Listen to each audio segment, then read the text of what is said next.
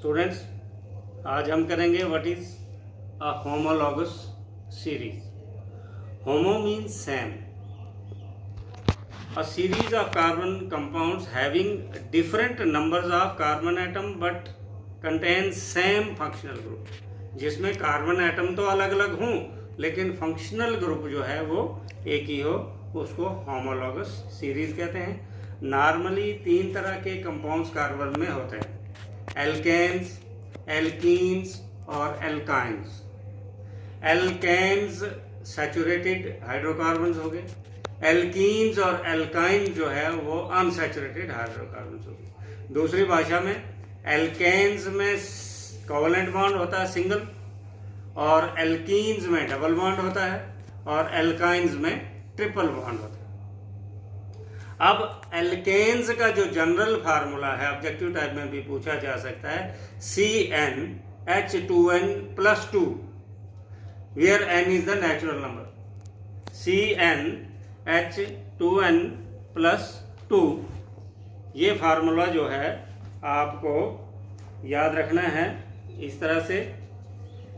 और जो एल्काइंस है, एल्काइंस का अलग से फार्मूला है, सिमिलरली एल्कीन्स है उसका अलग से फार्मूला है। मैंने आपको बताया एल्केन्स, तो एल्केन्स का फार्मूला है CnH2n+2। अगर C हमारे पास 1 है तो H बनेगा 2 × 2+2, तो ये बन गया C1, H2 2 4 और 2 6। सिमिलरली अगर C हमारे पास N2 है तो ये बनेगा CnH2n+2, तो C2 H2 × 2+2, ये बना C2 H2 2 4 और 2 8। आपने देखा कि पहला बना था C1 H6 C2 H8। अब यहाँ आप देख रहे हैं कि C1 2 3 चल रहा है और H2 2 का डिफरेंस चल रहा है। अब हम ऐसे भी लिख सकते हैं C3 H10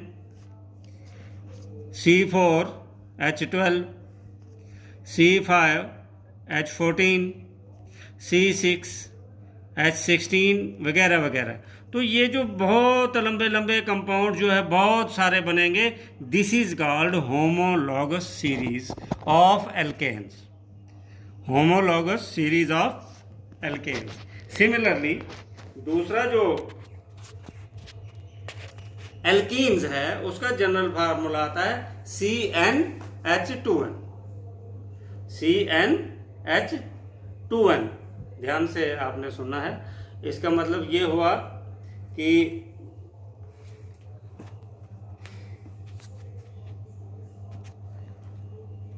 अगर N2 है तो H जो है उसका डबल हो जाएगा। तो सिमिलरली है एल्काइंस का जनरल फार्मूला CnH2n-2। इसका मतलब यहां पर N1 नहीं हो सकता है, C मैक्सिमम 2 होगा, C2 और H बनेगा 2 2 4 -2, दैट इज C2H2। अगर आप बोलेंगे नहीं जी मैं 1 रखूंगा तो रख दो, C1 H बनेगा 2 × 1 - 2, दैट इज 2 - 2, तो H 0 हो गया। तो अगर कंपाउंड में हाइड्रोजन ही नहीं है तो वो हाइड्रोकार्बन हुआ ही नहीं। हाइड्रोकार्बन वो हो गया जिसमें कार्बन और हाइड्रोजन से मिलकर कंपाउंड बनता है। अब अगर आपके पास इथेनॉल है और इथेनोइक एसिड है तो आप उसको कैसे पहचान सकते हैं केमिकली और फिजिकली कि इथेनॉल कौन सा है और इथेनोइक एसिड कौन सा है। इथेनॉल अगर रूम टेम्परेचर पे देखेंगे तो इसकी बड़ी मज़ेदार खुशबू होती है, प्लीजेंट खुशबू होती है, और ये कार्बोनेट्स और मेटल के साथ रिएक्ट नहीं करता है इथेनॉल। इथेनोइक एसिड जो है ये सर्दियों में फ्रीज हो जाती है, जम जाती है, और इसकी शराब की तरह स्मेल होती है, वाइनेगर लाइक स्मेल होती है। इथेनोइक एसिड जो है कार्बोनेट्स और मेटल के साथ रिएक्ट करती है और ये सॉल्ट वाटर और कार्बन डाइऑक्साइड बनाती है। This is the basic difference. किसी मेटल की अगर हम इलेक्ट्रोलाइटिक रिफाइनिंग कर रहे हैं, साफ कर रहे हैं उसको, तो बताइए एनोड किसका बनता है और कैथोड किसका बनता है?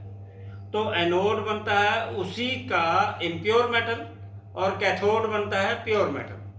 तो जब बिजली गुजारी जाती है तो इम्प्योर मेटल से प्योर मेटल उठ के, मान लो ये हमारे पास एक एनोड है, ये कैथोड है, तो यहाँ पर जो है ये इम्प्योर मेटल हमने इधर रखा, बिजली गुजारी, बीच में इलेक्ट्रोलाइट है, तो ये डिसोशिएट करेगा, ब्रेक डाउन करेगा, यहाँ से साफ प्योर मेटल उठ कर इस पर डिपॉजिट करेगा और इम्प्योरिटीज नीचे गिरते जाएगी।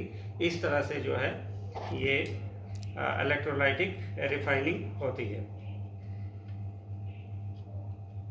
Y are carbon and its components used as fuels for most application? ज्यादातर कार्बन और कार्बन के कंपाउंड्स को ईंधन के तौर पे क्यों यूज किया जाता है? क्योंकि इनकी कैलोरीफिक वैल्यू बहुत ज़्यादा हाई होती है, मींस इनको हीट करने से, इनको जलाने से बहुत ज़्यादा हीट प्रोड्यूस होती है। और अगर आप सोप में लिटमस पेपर डालेंगे, लिटमस पेपर एक लाइकन से मिलकर एक सॉल्यूशन से एक पेपर तैयार किया जाता है, जो गांव में भी आप देखेंगे कि पत्थर के ऊपर प्लांट्स होते हैं, हाथों में भी लगाते हैं मेहंदी जैसे, उनको लाइकन्स कहते हैं। तो सोप जो है बेसिकली बेसिक इन नेचर होती है, एसिड और बेस आगे पढ़ेंगे हम। तो ये रेड जो लिटमस पेपर होगा उसको ब्लू में कन्वर्ट कर देगा, क्योंकि अगर एसिड होगा, एसिड में अगर हम रेड डालेंगे तो वो